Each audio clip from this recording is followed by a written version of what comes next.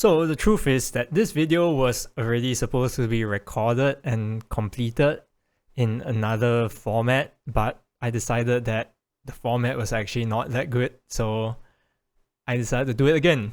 So anyway, this review is for Picayune Dreams, and the reason why I decided to just do another video entirely is because the first one was kind of bad, but also because there's a major update that came out after I recorded it. So there are some differences that are worth talking about. So this is why you're watching this new video now, because yes, I'm re-recording this whole thing. So about Picayune Dreams, it's a survivor style bullet hell kind of game, and I won't talk too much about the gameplay because it is quite a simple game to understand. If you want to check a written review of like the more detailed stuff about the game, I'll have a review in the description which you can check. But this video will just be talking about story, not gameplay, not anything else. And if you actually wanted to see any gameplay, I actually streamed the whole 100%ing it on my YouTube channel. So if you want to see it, you can see gameplay there. Won't talk about it too much here, but I did not play the update. I did not stream the updated version, but gameplay is still there and nothing really has changed.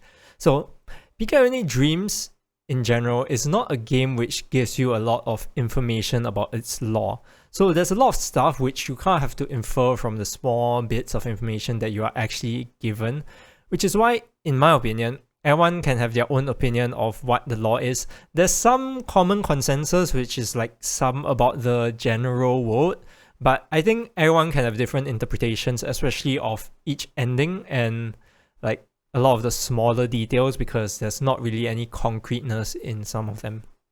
So in the game itself, you play as the character called Seal, who's pretty much an unkillable robot whose goal is to defeat the Aberration, which has rooted itself in Picayune. So the Aberration is this like cosmic creature filled of energy and is like destroying things. And Picayune is actually a human from Earth who had kind of been taken over by the Aberration and is now causing harm to people, which is why Seal, which is technically like the leftover body of Picayune, has trying to get rid of it because that's what the suit is programmed to do. I won't go into too much detail about it, but that's kind of basically what happens. And in order to go and defeat Picayune, you have to defeat other bosses along the way, which we later learn are actually same members of the crew that Picayune is in. So in total, 5 different members. So most of the information obtained from the game actually comes from only 2 sources. You either get them from the interactions you have with bosses before the fights, as well as memory sticks, which you can get from each boss except Picayune, because you get an ending scene instead. So the interactions don't actually contain that much information, but give a good idea as to what the Aberration has done to the members of the crew, as well as give a bit of character to the character that the boss is based off, if you get what I mean. However, the more important information comes from the memory sticks, which are dropped from each of the bosses, and it provides a deeper insight into the past before the current state of the world which we see in the game. Through it, we learn a lot more about each character individually and their unique individual quirks, as well as what kind of made them into the boss that they have transformed into, while also giving a bit of background knowledge about the situation on Earth and some of the backstory about why they are even here in the first place.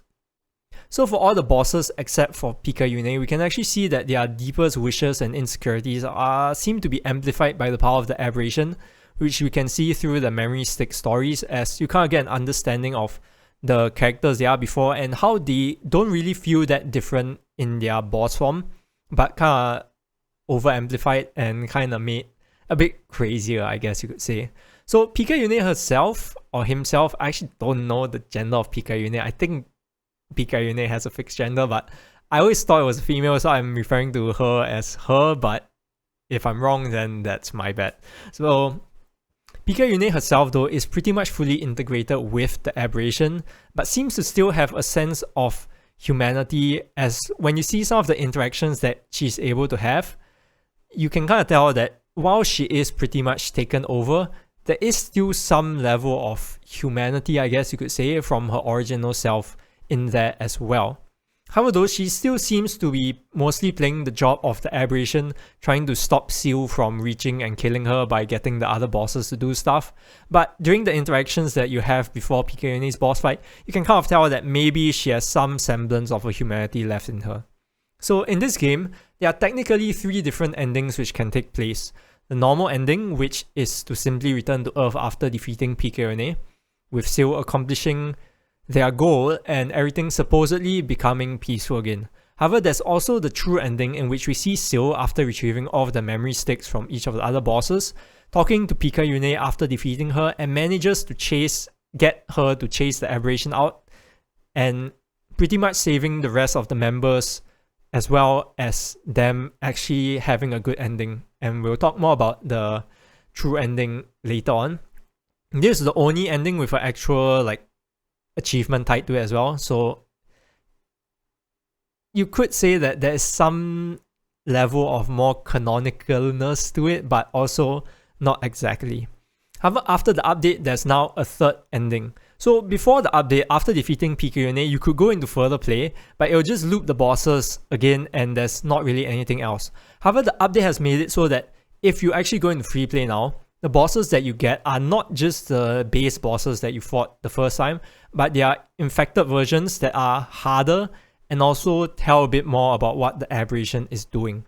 So despite Picayune and the aberration getting defeated in the first 25 morality, you actually see that all the bosses come back, and not just coming back, but they seem to be a lot stronger than before as well.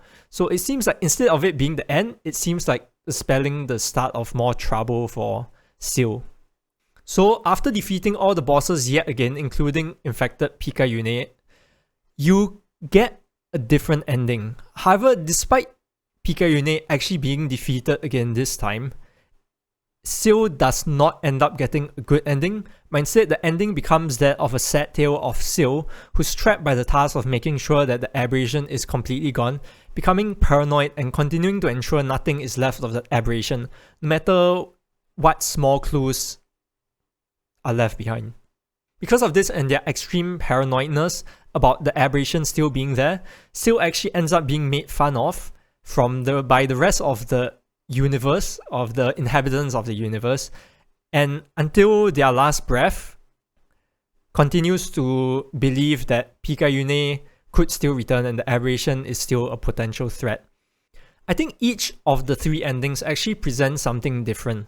The first ending presents Earth's victory, with only Seal returning to Earth. The true ending, whereas, represents the team's victory, with all of the members returning to their normal human forms and getting the retribution and life that they deserve back on Earth for what they have done. But we are unsure of actually what happens to the aberration during this true ending as well. But the final ending gives us a more accurate take into that of the aberration, as it shows that the universe has actually won, as the aberration is no longer roaming around the universe doing whatever it does to other planets and such, but at the expense of Seal this time.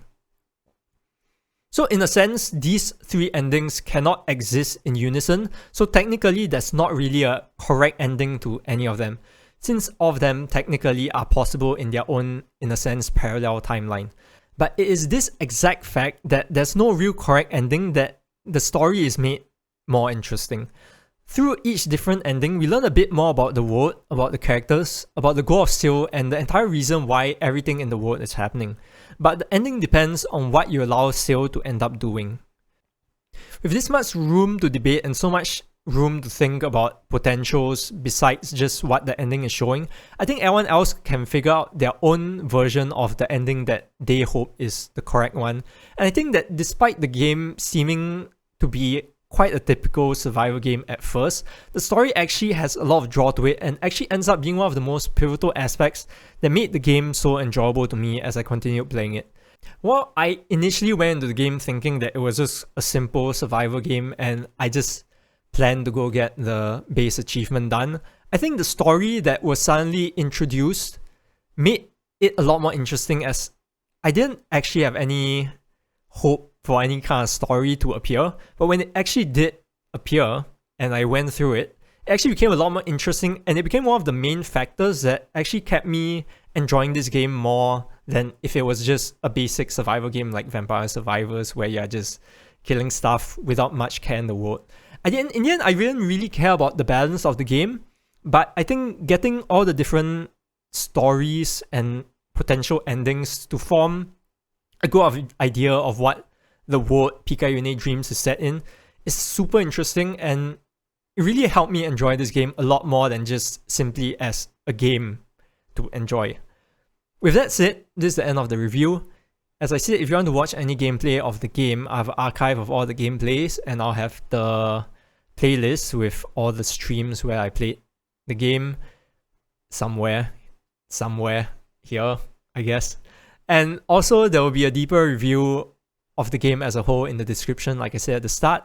And with that said, I don't really have anything else to say. So until next review, goodbye.